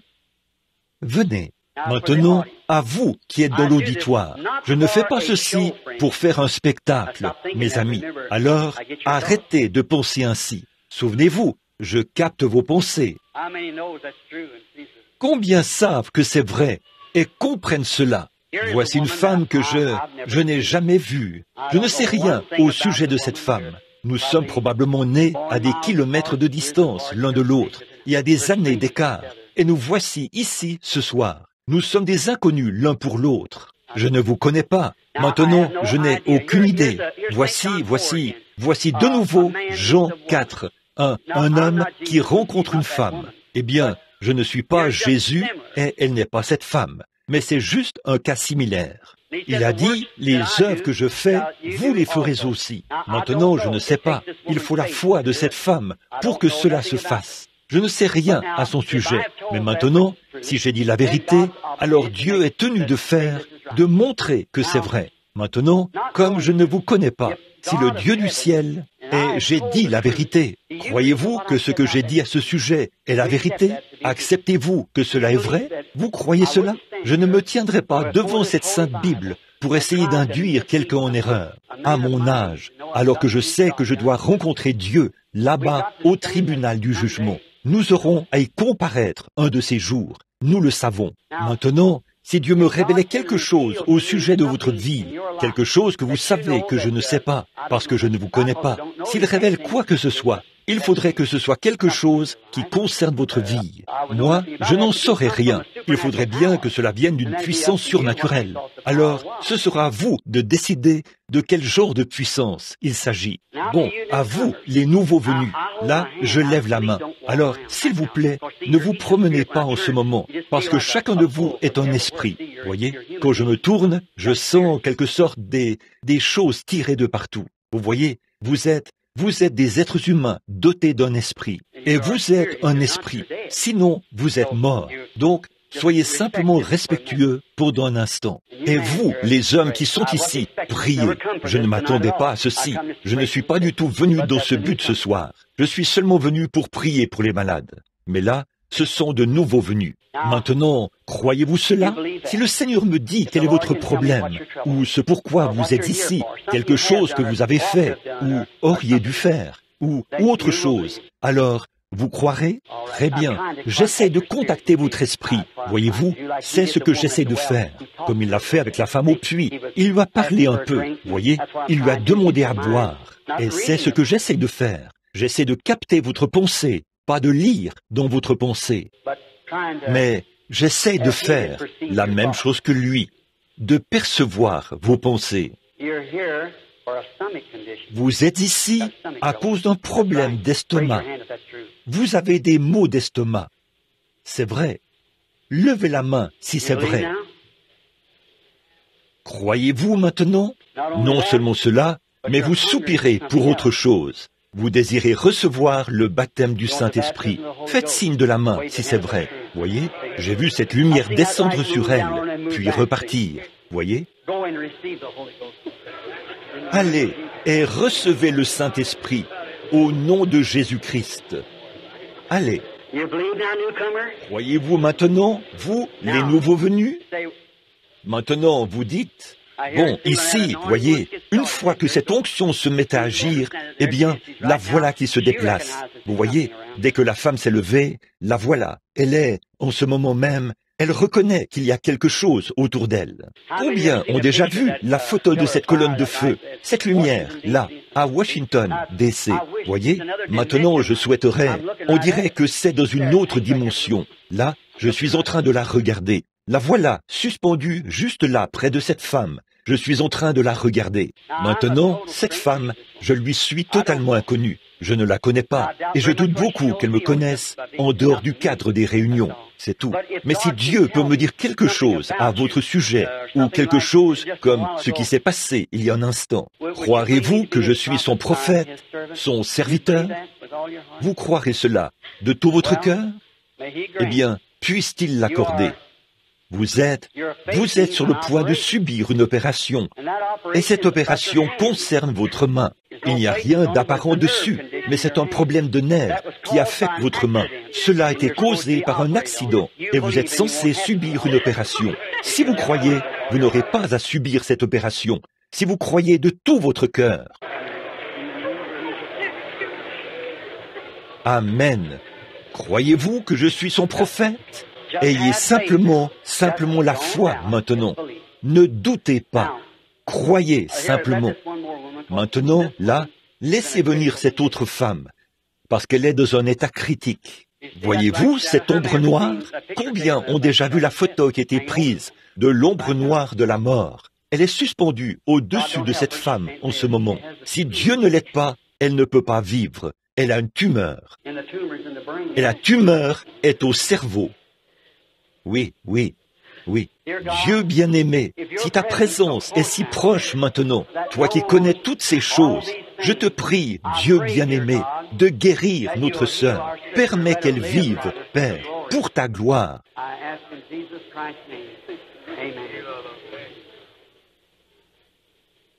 Je le demande au nom de Jésus-Christ. Amen. Bonsoir. Vous êtes une personne vraiment gentille. Si ma mère vivait encore, j'imagine qu'elle aurait à peu près votre âge. Elle est dans la gloire ce soir. Elle priait toujours pour moi quand je me rendais aux réunions. J'ai dit au Seigneur, pardon madame, 85 ans. Soyez bénie ma sœur. Maintenant, je vous suis totalement inconnu, je suppose. Il y a un grand écart d'âge entre nous, et je ne vous connais pas. Je ne vous ai jamais vu. Nous sommes simplement deux personnes qui se sont rencontrées ici, sur la terre. Mais vous êtes chrétienne. Vous êtes une croyante. En effet, la raison pour laquelle je sais cela, c'est à cause de ce que dégage votre esprit. Vous m'avez fait bon accueil, voyez. Et je crois vraiment que c'est le Saint-Esprit, parce que ça produit les œuvres et les actes du Saint-Esprit. Voyez? Et je sais que ça, c'est lui. Je sais que cette chose dont nous parlons est vraie. Je sais que c'est la vérité. Maintenant, je ne sais pas ce qui ne va pas. Mais si le Seigneur Jésus me révèle ce qui ne va pas chez vous, alors vous sauriez si c'est vrai ou pas, ou s'il me dit quelque chose que vous avez fait ou que vous n'auriez pas dû faire. Croiriez-vous que c'est ce même Seigneur Jésus, le même Dieu qui avait pu dire à Philippe où il était et dire à Simon quel était son nom? Croyez-vous qu'il est cette même personne?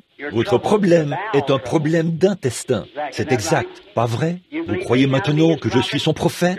Votre nom, c'est Madame Bayer. Madame Bayer. Bayer, comme l'aspirine Bayer. C'est vrai, vous êtes guéri. Allez, Jésus-Christ vous a rétabli. Que Dieu vous bénisse.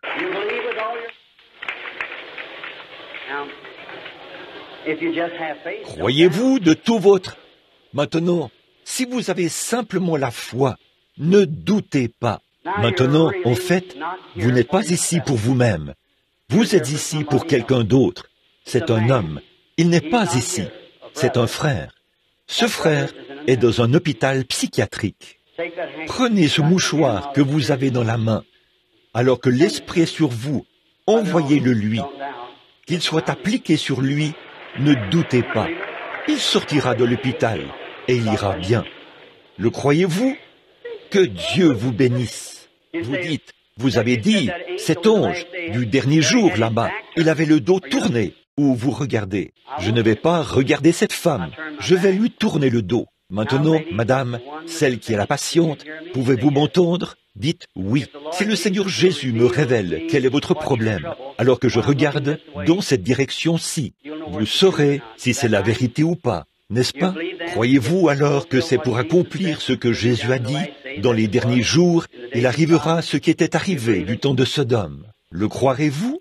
Vous avez un trouble féminin, un problème gynécologique. Croyez de tout votre cœur maintenant. Cela vous quittera et vous pourrez rentrer chez vous guéri. Que Dieu vous bénisse.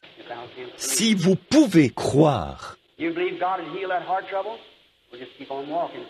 croyez-vous que Dieu va guérir ce problème cardiaque? Eh bien, continuez simplement de marcher en disant « Merci Seigneur ». Croyez. Quand vous vous levez le matin, c'est à peine si vous pouvez bouger. L'arthrite est une mauvaise chose, mais Jésus-Christ est le guérisseur de l'arthrite. Croyez-vous cela? Vous descendez d'un trottoir, vous descendez de côté. Je vous vois faire cela. Vous n'aurez plus à le faire si vous croyez. Croyez-vous que j'ai été envoyé dans ce but? Alors, au nom de Jésus-Christ, que cela la quitte. Amen. Vous avez des maux d'estomac. Croyez-vous que Dieu vous laissera rentrer chez vous, manger votre souper et le savourer? Allez de l'avant, mangez votre souper, croyez, et vous vous sentirez bien. Une faiblesse vous envahit, c'est vrai, parce que votre cœur est malade, c'est vrai. Vous ne l'avez plus maintenant. Allez et croyez-le. Qu'en serait-il si je ne vous disais pas un mot et que je vous imposais simplement les mains? Me croirez-vous aussi? Croirez-vous que vous guérirez? Venez ici. Cher Père Céleste, je te prie de guérir cette femme et de la rétablir par le nom de Jésus-Christ. Amen. Combien de personnes ici croient? Combien d'entre vous, les nouveaux venus, vous tous? Pensez-y, je n'arrive pratiquement plus à voir les gens qui s'avancent. Souvenez-vous, une seule vision a affaibli le Seigneur Jésus. Combien le savent? Une femme l'avait touché. Daniel a vu une vision et a eu l'esprit troublé, la tête, pendant plusieurs jours. Combien le savent? Voyez? Très bien. Bon, combien d'entre vous croient cela? Que ceci, c'est le Saint-Esprit. Le croyez-vous de tout votre... Pas moi, là. Le Saint-Esprit. Eh bien, voici des hommes assis ici, ils le croient aussi. Maintenant, certains, ceux qui ont des cartes de prière, j'aimerais que tous ceux qui seront dans cette ligne de prière se lèvent un instant. Écoutez, je veux vous poser une question solennelle. Avez-vous confessé tous les péchés que vous avez? Est-ce que vous croyez? Avez-vous confessé et vous croyez que vous serez guéri? Avez-vous confessé tous vos péchés et réparé tous vos torts? Si vous l'avez fait, levez la main devant Dieu.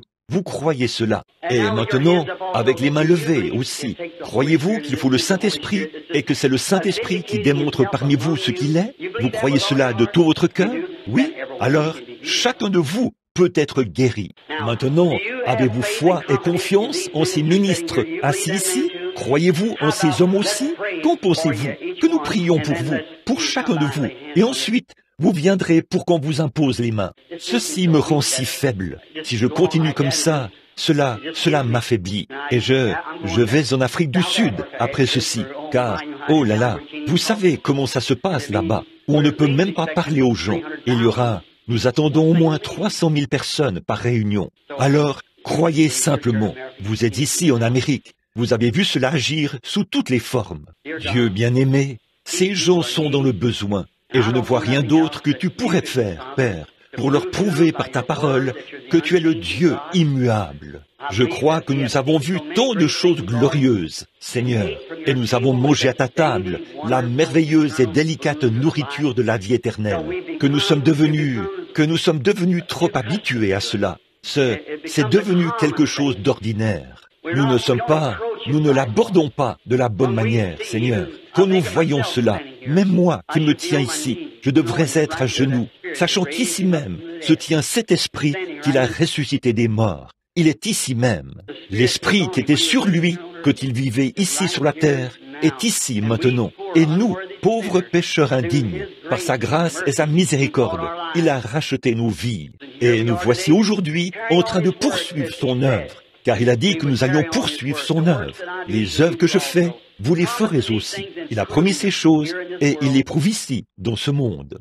Seigneur, je te suis tellement reconnaissant de pouvoir faire partie de ton peuple en ce dernier jour. Dieu bien-aimé, ces gens sont debout. Ils sont malades, Père. Je n'ai aucun moyen de les guérir. Et toi non plus, maintenant. Tu les as déjà guéris. Tu as été blessé pour nos péchés. Et c'est par tes meurtrissures que nous avons été guéris. Alors, Père, je prie pour chacun qui passera ici, afin que, lorsque nous prierons pour eux, qu'ils s'avancent comme s'ils passaient maintenant sous la croix, car ils savent, sans l'ombre d'un doute, que le Saint-Esprit confirmé est ici, sur l'estrade. Le Christ de Dieu est ici même dans la réunion. Pardonne tout péché, enlève toute incrédulité, et que chacun d'eux soit guéri alors qu'il passe dans cette ligne.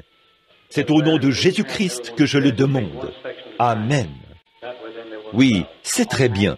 Maintenant, j'aimerais vous demander quelque chose. Voulez-vous, mes frères, vous tenir ici avec moi? Vous voyez, voici une chose à ce sujet. Beaucoup d'évangélistes vont dans des villes. Ce sont seulement eux qui prient pour les malades et tout le reste.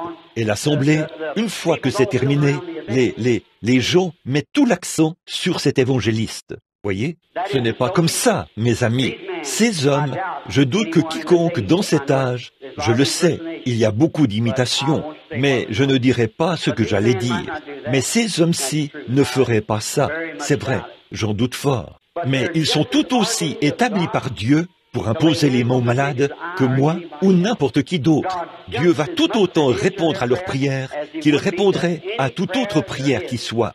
Dans sa commission, Jésus a dit, « Voici les miracles ». Il n'a pas dit qui accompagneront William Branham, Oral Roberts et tout, qui accompagneront ceux qui auront cru. Et ces hommes-ci sont remplis de l'Esprit de Dieu. Ce sont des gens qui ont été baptisés de ce même Saint-Esprit. Cet Esprit qui était ici, il y a quelques instants, et qui a fait cette œuvre, il est toujours là. Il est sur chacun de ces hommes, voyez, et ils en sont tous remplis. Je vais donc leur demander de former 2 rangs ici, sur les bords de cette rangée ici, s'ils le veulent bien, afin qu'eux aussi, ils puissent imposer les mains aux malades quand ils passeront. Et ils veulent que ceux qui ont des cartes de prière se tiennent, seuls ceux qui ont des cartes de prière, qu'ils se tiennent dans l'allée, et que tous les autres prient pendant quelques instants. Là, placez-vous dans chaque section, juste à gauche de votre section. Placez-vous près de votre section, puis ils vont vous appeler. Lorsque vous verrez que cette ligne-ci se termine, que cette ligne-ci lui emboîte le pas. Lorsque cette ligne-ci se termine, que celle-ci lui emboîte le pas. Et quand vous passerez, eh bien, souvenez-vous, si vous ne croyez pas, pour vous, ce ne sera que faire une promenade. Combien d'entre vous savent et ressentent dans leur cœur qu'ils ont prié jusqu'à exaucement à ce sujet et qu'ils seront guéris dès qu'ils passeront dans cette ligne? Levez la main et dites, je l'accepte maintenant même, ô Christ, par le simple fait que tu as donné cette commission. Maintenant, je prie pour chacun de vous. Nous allons prier. Je vais demander à Sœur Rose, ou à la personne qui est à l'orgue là-bas. Sœur Rose, pourriez-vous jouer pour nous? Le grand médecin est proche maintenant. Et que les gens, que tous les autres prient. Et je crois que tous ceux qui passeront dans cette ligne de prière seront guéris. Que Dieu vous bénisse. Que tous les autres gardent la tête inclinée et prient pour d'autres personnes. Soyez vraiment sincères. Vous voyez, c'est comme ça que ce petit prédicateur baptiste a reçu le Saint-Esprit l'autre soir. Il était juste assis là à y penser, très sincèrement. Et le Saint-Esprit est tombé sur tout le groupe. Vous devez être sincère avec Dieu. Maintenant, il a prouvé qu'il est ici avec vous. Il est ici. Alors, si quelqu'un vous dit que ce n'est que de l'excitation, vous savez maintenant ce qu'il en est, n'est-ce pas? Vous, les nouveaux venus. Il a démontré ce qu'il était. C'est lui, et personne d'autre ne pourrait faire cela. Ceci n'a plus été fait depuis l'époque des apôtres. C'est maintenant revenu dans l'Église, comme il était promis. Que le Seigneur vous bénisse maintenant. Vous, les gens là, alors que vous passerez dans cette ligne, venez, soyez en prière. Tout le monde maintenant. Le grand médecin est proche maintenant. Le compatissant Jésus.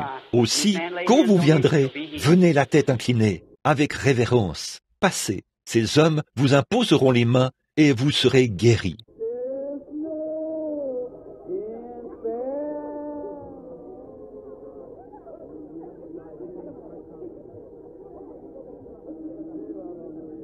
C'est très bien. Demain soir, chose, mais juste le simple fait d'obéir à ce que Dieu a dit de faire.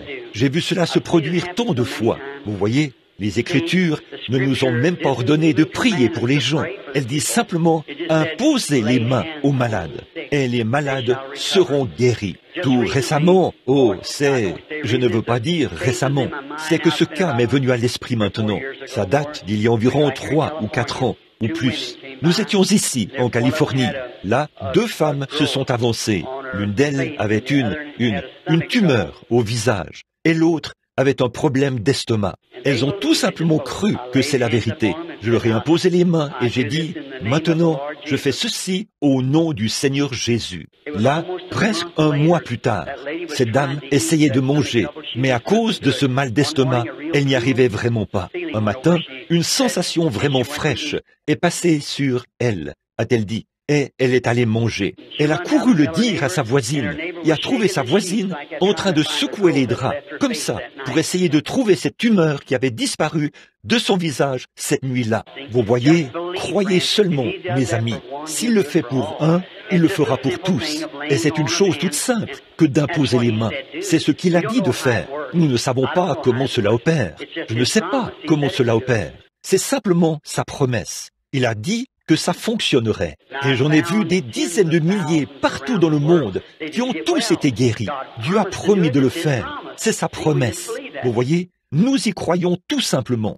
Maintenant, nous allons tous venir de ce côté-ci. Et vous qui ne pouviez pas vous lever, rapprochez-vous et nous viendrons prier pour vous. Maintenant, je veux que chacun de vous, les hommes, alliez par ici, imposiez les mains là, si vous le voulez bien, juste ici. Je vais me tenir ici et prier. Ensuite, j'irai leur imposer les mains aussi. Très bien.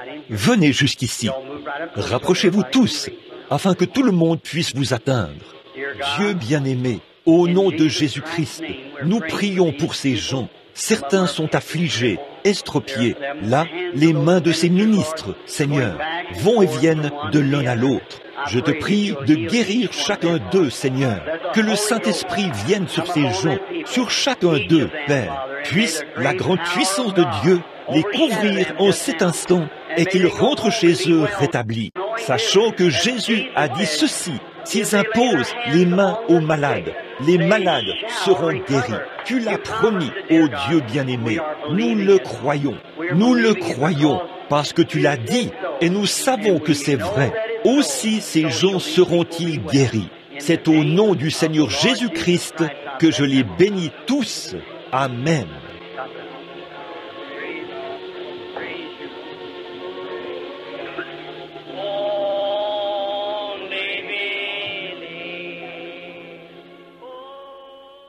Que Dieu vous bénisse. Mon cœur accepte la guérison pour chacun de vous. Je crois cela. Chacun de vous va-t-il le croire avec moi maintenant? C'est tout. Je vous ai dit la vérité, pour autant que je le sache. Je vous aime et que Dieu vous bénisse. Et je crois de tout mon cœur que vous allez vous rétablir et que mes bénédictions soient avec chacun de vous maintenant. Que Dieu veille sur vous et vous protège. Je vous porte dans mes prières. Prierez-vous aussi pour moi pendant que je serai en Afrique? Je vous aime. Je vous verrai demain soir.